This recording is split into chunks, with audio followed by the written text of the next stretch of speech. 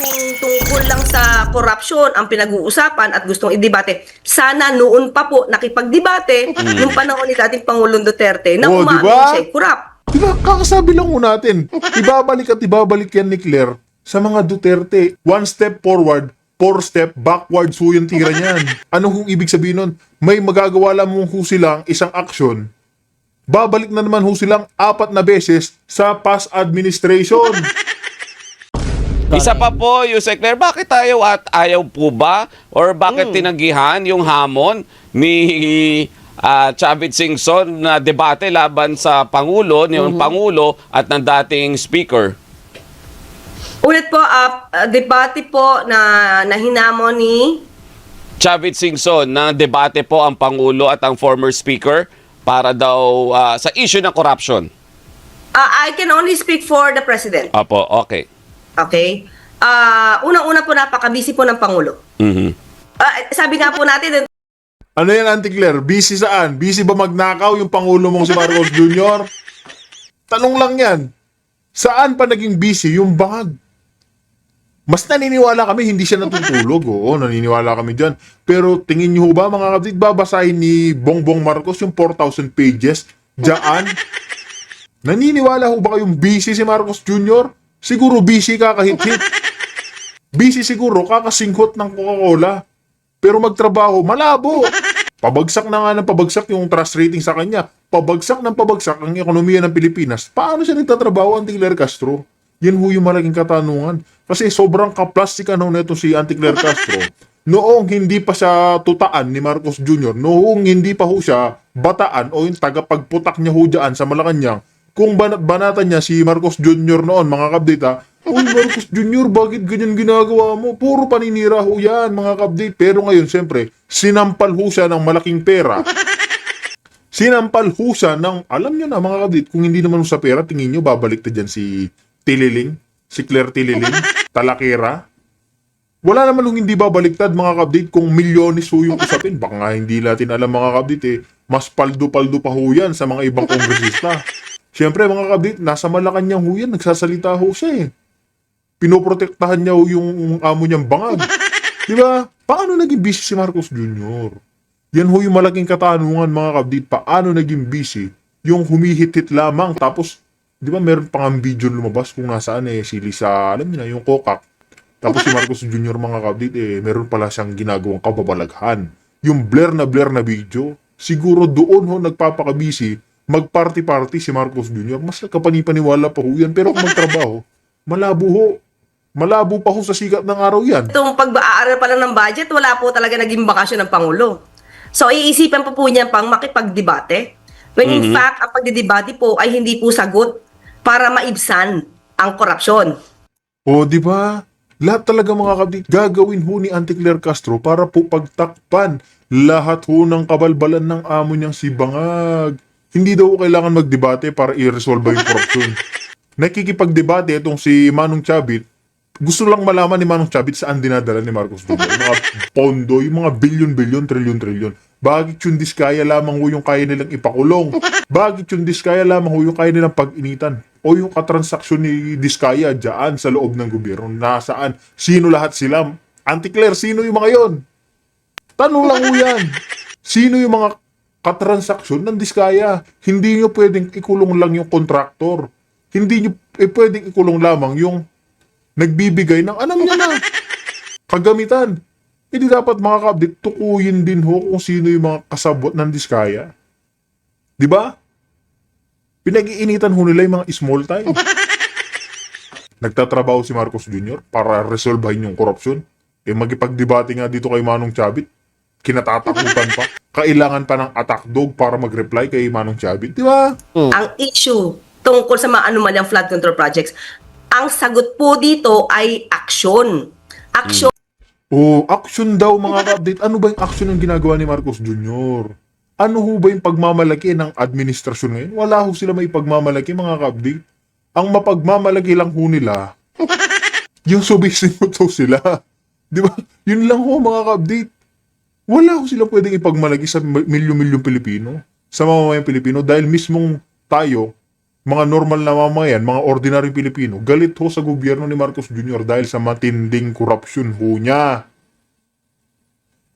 Sa matinding korupsyon ni Marcos Jr., galit yung Pilipino. Huwag niyang ituro kung sino-sino tapos idadamay mo na naman yan si BP Sara. Yung mga Duterte. Idadamay na naman ito si Auntie Claire, mga kabit. Sino? Si Tatay Digong na naman ho niyan yung pag-iinitan niyan. Tingnan ho natin, ha? Hindi bakasyon. So, yun po ang ginagawa ng Pangulo. Uma-action po siya. Sinimulan niya po, nung after the SONA, sinabi niya mahiya naman kayo.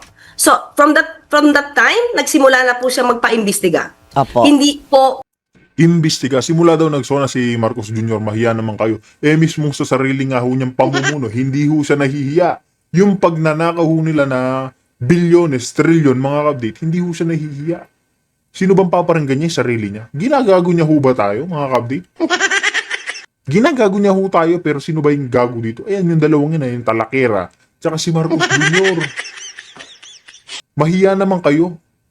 Sinabi niya pa ho yan. Ang kapal ho ng pagmumukha, siya naman ho talaga yung mga isa sa pinaka-utak ng flood control issue. Di ba? Yung mga ghost project. nakukuha ang pagsawata sa korupsyon ng pagdebate. Ang sabi nga po natin, kung tungkol lang sa korupsyon ang pinag-uusapan at gustong idebate, sana noon pa po nakipagdebate nung panahon ni dating Pangulong Duterte na Oh, umamin diba? siya corrupt. At Oh, ayan na ho mga ka-update. Diba, kakasabi lang ho natin. Ibabalik at ibabalik yan ni Claire sa mga Duterte. Isang step mga ka-update, one step forward, four step backwards ho yung tira niyan. Ano hong ibig sabihin nun? May magagawa lamang ho silang isang action. Babalik na naman ho silang 4 na beses sa past administration. Diba? Diba? Hindi ho ba siya katawa-katawa niyan? Hindi ho ba siya nagmumukhang mangmang at luka-luka? Isipin niyo ho yan, pinag-uusapan yung korupsyon ni Marcos Jr. Tapos yung idadamay niya, yung nandoon ho sa dahig, yung nananahimik kasi na-issuehan ho sa AJK, hindi ho sa korupsyon na-issuehan yun si Tatay Digong. Di sana mga kabdit, noong ngumangawa yung mga pinklawan, dilawan, sinabi na ho nila matindi yung korupsyon ni Duterte. Hindi ho mga kabdit saan ho siya iniipit? Doon ho sa mga pinatahimik ni Tatay Digong kasi mga gumagamit mga kriminal. Diba? Saan i-issue ni Auntie Claire ngayon? Sa korupsyon. Ganyan ho kawalang hiya si Auntie Claire mga ka-update. Diba? umamin din at talamak ang ghost projects nung panahon niya. Sana noon, mas naging maingay sila. Yung sa Claire, meron pang isa. Dahil si Chavit Singson ay nag-imbita rin. Naging ganyo sa mga mamamayan na pumunta doon sa isang malakihang rally daw niya. At dahil doon ay ipapanawagan na sigurado na raw. Oo, sabi niya. Bababa na Sigurado, oo. na bababa na si Pangulo. Pangulong Marcos at dapat nang bumaba. Yan po ba ay bordering to inciting to sedition? Yes po. For me, my take, yes. Po? Sa akin palagay as a lawyer, yes po. Dahil ang pag-iinggan niya sa tao para pabaksakin ang Pangulo, patalsikin ang Pangulo, inciting to sedition po yan. Di ba? Lahat po lang lumalaban sa mga magnanakaw, inciting to sedition. Pero ho yung mga, alam mo, katawa-tawa ho ito si Auntie Claire Castro, mga kabita. Yung mga lumalaban katulad nitong si Manon Chapit, si nakulong nung isang araw mga kabit, si General Romeo Pokis. Di ba? Sila ho yung inuuna, pinapatahimik ng admin ni Marcos Jr. Pero yung mga magnanakaw, wala ho nakukulong mga ka-update. Hanggang diskaya lang ho sila kasi yung mga ka-update, sila ho yung mga utak na mga malaking sindikato ho sa gobyerno.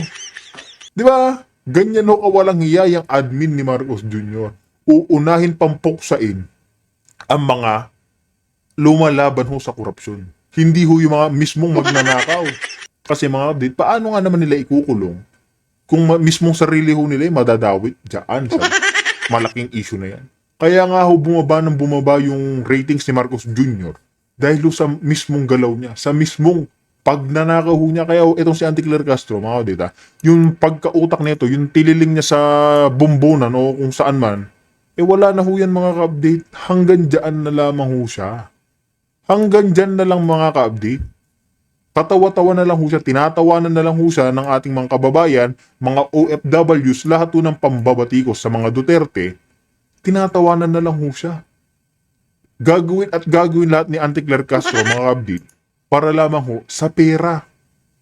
Gagawin ni Claire Castro yun, mga kabdit, mahimod-himod lang yung wet packs ni Marcos Jr. Kung ipapaitulot Diba? Kaya nga susunod din ho natin itong si Manon Chavit kung saan dito ho sumabog si Auntie Claire Castro kasi hindi po natin natalakay agad ito, di ba? Kung saan agad hong bumubulusok si Auntie Claire Castro. Ito ho yung video na yun, mga kabdit. Kaya sabay-sabay ho tayo makinig dito. Kung bago lang ho kayo sa ating channel, mga kabdit, isa like, isa share, isa subscribe lang ako. Naging tulong na ho yan. Kaya mga kabdit, react na ho tayo doon. Sabay-sabay ho tayo magkomento at mag-react. Babasahin ko itong open letter to General Romeo Browner.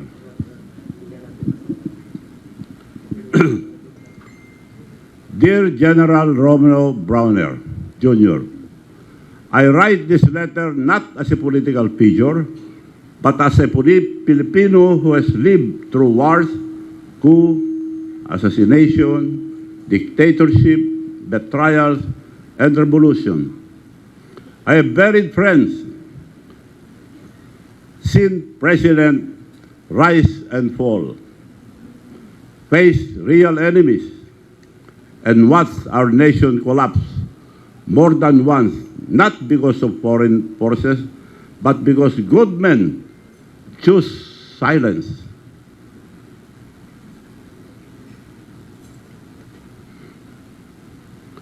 I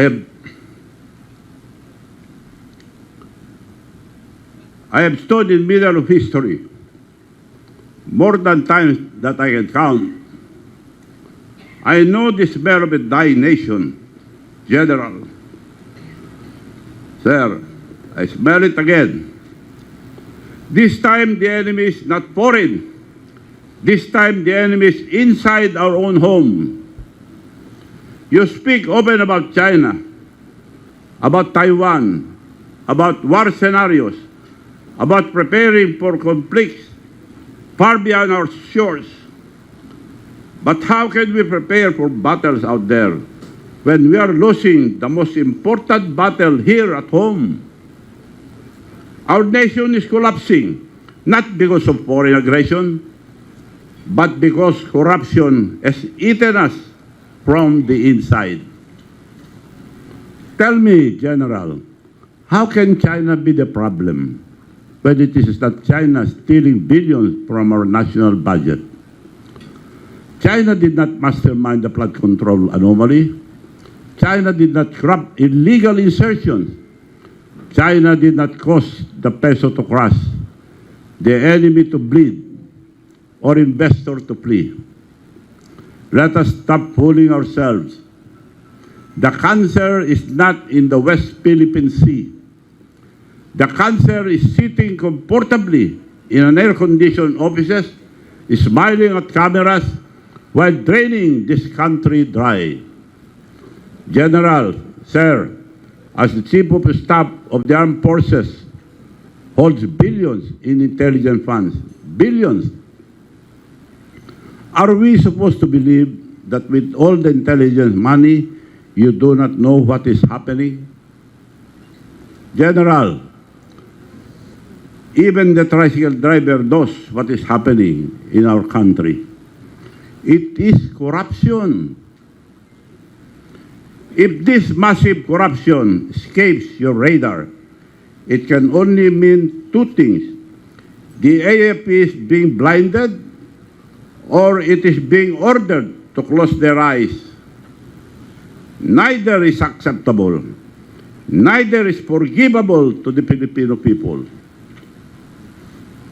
And this is what Filipino cannot understand. Why are you protecting thieves? Why are you lending your dignity, your uniform, your honor to people who betray the nation every single day? General, you know exactly who they are. Yet the institution meant to defend the Republic is being used to defend the corrupt. Stop using external threats as a distraction from the crisis happening within our country. Stop provoking China. General, of all people, you understand the cause of war. Our country has no capacity for conflict, not when our soldiers cannot afford proper housing, not when our soldiers cannot afford housing, and not when our families struggle to buy rice, not when Philippine economy is gasping for life. China is not our enemy. Our enemy is the corrupt officials of our country. Look at our people. Listen to their sufferings. The peso is at its weakest, touching 60 pesos to $1. Foreign direct investment have collapsed to the lowest level in more than a decade. Jobs have disappeared. Food prices crush the poor. Fuel is at record high. Public debt has exploded. Our country now owes more than 17 trillion pesos. And we are paying 2 trillion yearly debt payment. 17 trillion.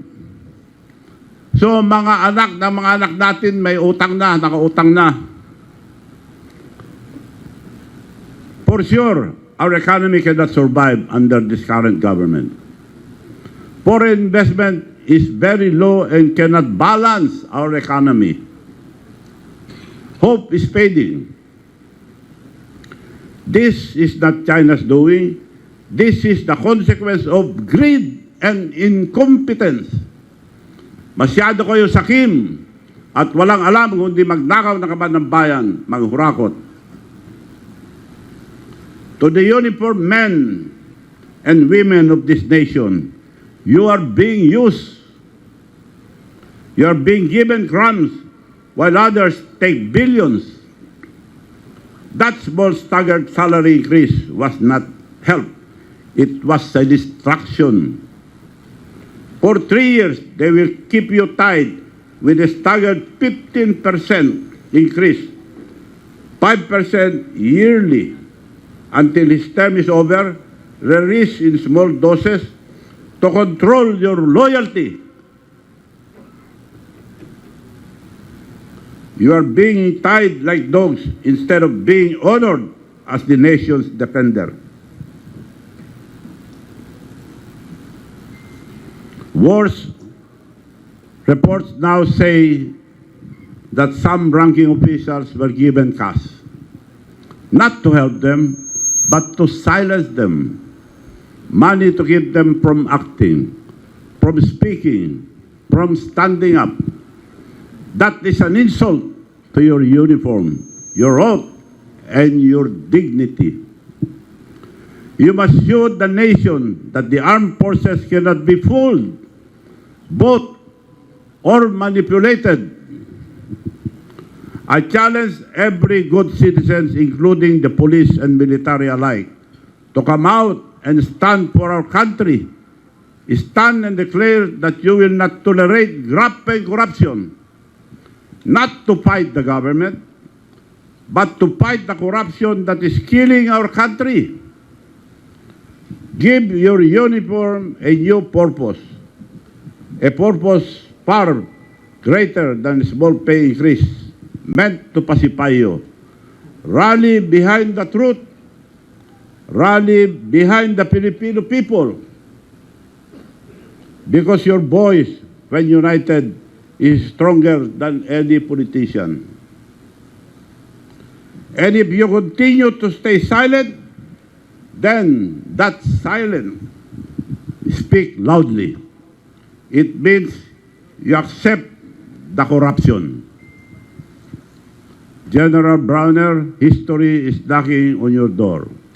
One day, long after this administration is gone, your grandchildren and the history books will ask, where did the Chief of Staff stand when the nation was drowning in corruption? Did he protect the Filipino people or did he protect the corrupt politicians who betrayed them? At a time like this, your role becomes critical. I'm not asking you to violate the Constitution. I'm not asking you to remove the president. What I ask is a far simpler and far braver. Announce your stand against graft and corruption in a public place. Because today, silence is no longer neutral. Silence is taking sides. Silence is protecting the wrong people. Silence is betrayal. And if you stay silent, history will judge you harshly. The Filipino people will arrive at only one conclusion, that you became part of the corruption and that you sold the very country you swore to protect. Once again, to the uniformed men and women of this nation, do not let your silence bury our nation. We both love. Signed, Chavit Singson. Before I answer questions, I have another message to my former friend, Bongbong Marcos. Honorable Bongbong Marcos and Speaker Martin Romualdez, with your permission, I'm going to Malacanang alone to challenge you into a debate about this press con with all the media as a witness. Thank you. Maraming salamat po sa inyo lahat at mabuhay ang Pilipinas. So the question is, when do you plan to go to Malacanang to, debate with the president? Yes. Also, the AI video earlier said that if the president wants to save his presidency, then he should give up his cousin, the lawmaker Martin Romualdez. Is that a minimum, or does giving up Martin Romualdez really, is that all that's needed to save the Marcos presidency at this point? No, both of them. Hindi na pwede magpatuloy pa si Bongbong Marcos dahil tuliro na sila. He is on drugs. Maliwanag, harap-harapan na itong kalukuhan na ginagawa nila. Walang mangyayari, walang maglakas loob. Kagaya ni Saldico. Paano nagkaroon ng 90 na security nung ginagamit nila Saldico? Ngayon, pinapahuli na nila dahil kumanta. So, maliwanag na sila may kagagawa nito. It's not enough that Martin Romualdez should be charged alone. Pareho sila. Pareho sila dahil sila nakakalam nito eh. Silang gumawa nito. Marcos Jr., Bongbong Marcos, alam niya lahat ng kalokohan. Panahon pa ni President Noynoy Aquino, panahon pa ni President Duterte, may nangyayari ng ganyan pero maliitan. Ngayon, sila, alam niya, hindi niya binuko dahil kung bubukuhin niya, hindi na siya makagawa ng pera. He chose, pinili niya ang gumawa ng pera. Total, walang aangal, may kasalanan na lahat. Yun ang totoo nangyari.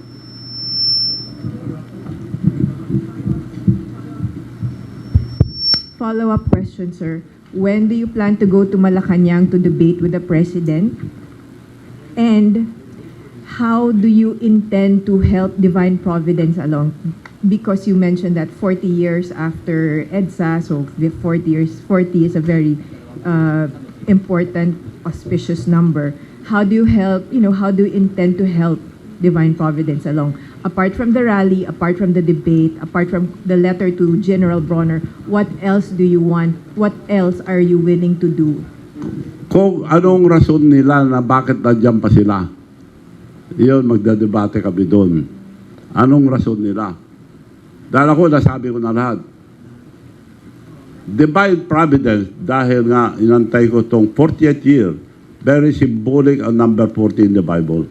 Maski sa Islam, mayroon din number 40. So, yun, nasisiguro ko, I'm dead sure that matatanggal. Hindi pwede ipagpatuloy itong ganitong gobyerno. Niluloko na tayo. Hindi pwede, mga kababayan, wag tayo pumayag na ipagpatuloy ito. Tuloy-tuloy na pagnanakaw nila hanggang maubos ang pera. Kinuha na lahat. Pera ang taong bayan, yung PhilHealth, PDIC, kinuha. Wala na. Hindi na mapatakbo itong gobyerno ito. Sinasagad nila. Tapos tatakbo na lang. Sorry, when, sir? When are you going to Malacanang? ASAP. Sinasabi ko na ngayon. Kung bukas ang sinabi nila, pupunta ako sa Malacanang if they accept my challenge. And yung one time, big time, the soonest possible, one time, big time na rally, ASAP din.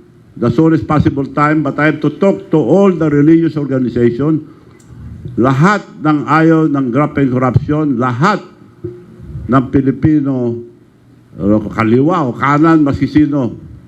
Basta sama-sama po tayo lahat para mahinto na itong garapalan na pagnanakaw ng kaban ng bayan. Yeah, Christian Vanessa po, Malaya Business Insight. Mr. Chavit, I'm just going to ask about, in 2022, you made a statement in ABS-CBN regarding that all Marcos assets are not ill-gotten wealth.